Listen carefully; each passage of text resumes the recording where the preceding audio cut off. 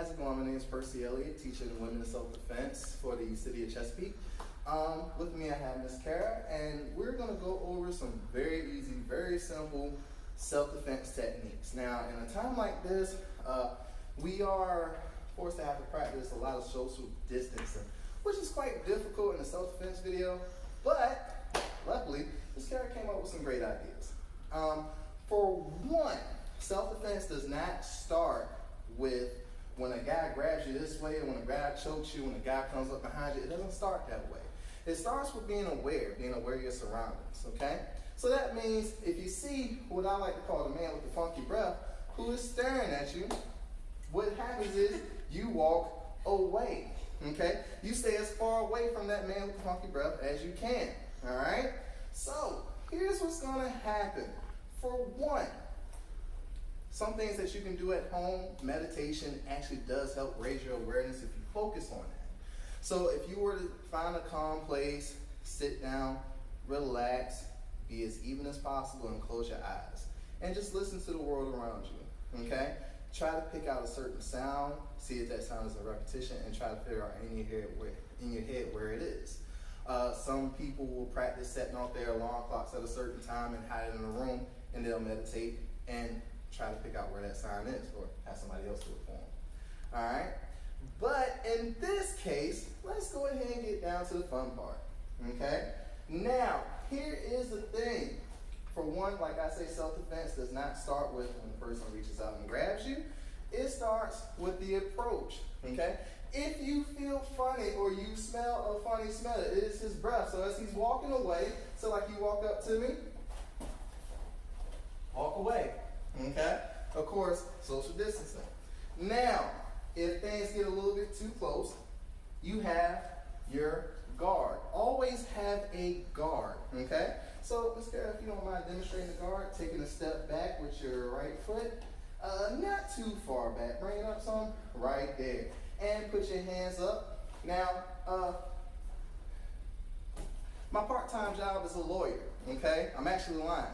But the thing is, you want to look as defensive as possible, okay? Right here in this stance, she looks like she does not want to fight. She does not want any problems. She just wants to go home and mind her own business. That's the look you want everyone else to have, okay? Now, if I were to stand and she were to push me, go ahead, just push me with one hand. Go ahead, push right quick. Just, oh, that's a great push. And I stand here like this. What does that look like? You want to fight? Like I want to fight. So now that's when the police catch me, and now I got more people around me that I don't want to be around. Okay? So here's what we're going to do. You get into that stance. Now, it's a lot safer to use your palm than to punch with your knuckles. You're more at risk if you don't really train in boxing and any kind of martial arts how to punch correctly with your knuckles. Okay? But what she is going to do, she's going to take the palm and she's going to push that hand straight forward, but not before stepping forward and striking, okay? Ready? And one. Good. Now, a little harder. Stomp on it. Ready? Two. Good. Now, breathe out with that. Ready? Three. Breathe out. Breathe out. Come on. Go. Good. And one more time. Ready? And go. Good job. Good job. Now, with the backhand strike, she's going to turn that back heel and push it straight forward. Okay? Ready? And one. Good job, good job. Do a little harder, come on. Two. Good job. And three. Nice one. Four. One more, hard as you can. And five. Good job. See, the thing is, a lot of people think that it's the hands or the arms that you're getting all the strength from, when technically it comes from the legs. She's learning to push and rotate her body, which gives her a lot more power than what people who don't really know what they're doing would have. Okay? Now, we want to be as safe and as distant as possible, right? So, let's just keep it basic. Go back into your fighting stance. You have the wonderful front kick, okay? Now, with that front kick, you're taking your back leg and you're bringing it straight up, okay? Now, along with the front kick, you have those target areas. It's not like you're going to take your front kick and just kick the person anywhere that you can find. It doesn't work that way, okay? In this case, we're going to go for the famous groin area. All else fails, this one never does. Go. Boom. Good job. Point those toes. Bring that knee up and snap it straight out, hitting the top part of your foot. Ready? And two. Good job.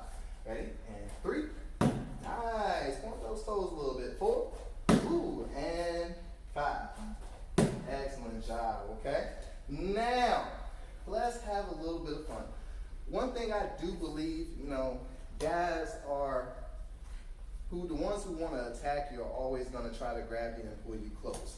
Okay? So usually I would teach certain techniques to hurt the person as soon as he grabs. But in this case, we're going to make an exception and make it very, very, very quick. Okay?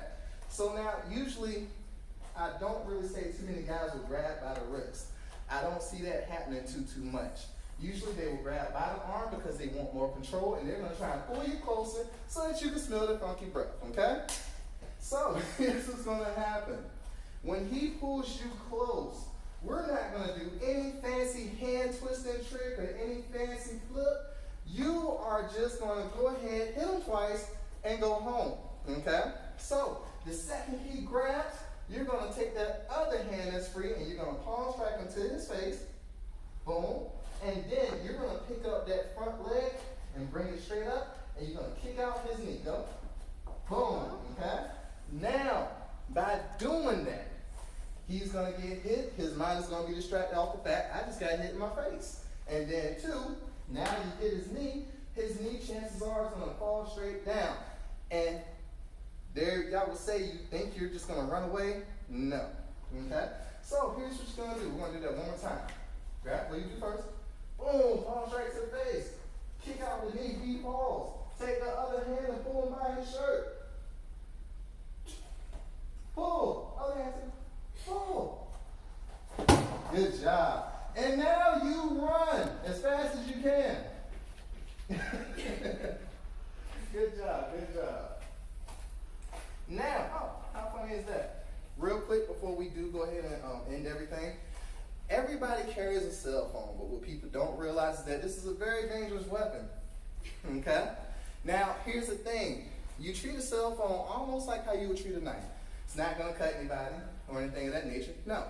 But you can go ahead and cause a lot of blunt force trauma with it. Okay? So how you do that, you have two different ways that you can hold a cell phone. A lot of people have protective cases. That's even better. Okay? So if you were going to come with a hammer type strike, hold the cell phone this way, take one finger and put it on top of the cell phone, okay? And then what you do is you take it and you come up and either straight down onto their nose, to their throats, or right there on that collarbone, okay? Those areas are very painful, okay? Also, if the guy were to grab you by your arm, go ahead and grab. The other way. Right there, good. Now, if he's here, you step in and you put the phone right here towards his throat and you hit him with it. Now, if that's not enough, take the hand that's free and hit the top part of your hand, okay? They call it a power assist.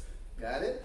Now, the other way before we go ahead and call it good, 3 fingers here, pinky at the bottom. Just like those palm strikes that we just worked on. The front palm strike and the back palm strike, holding the hand the same way. You can strike to the throat with the phone, or you can come straight up to the groin with the phone. Or you can bring it around and hit the other side of the throat. Okay, so you have 1, 2, and 3. All right, everybody got it? Good, cool. And thank you very much for helping out today. Really appreciate you. And see you guys later. Stay safe.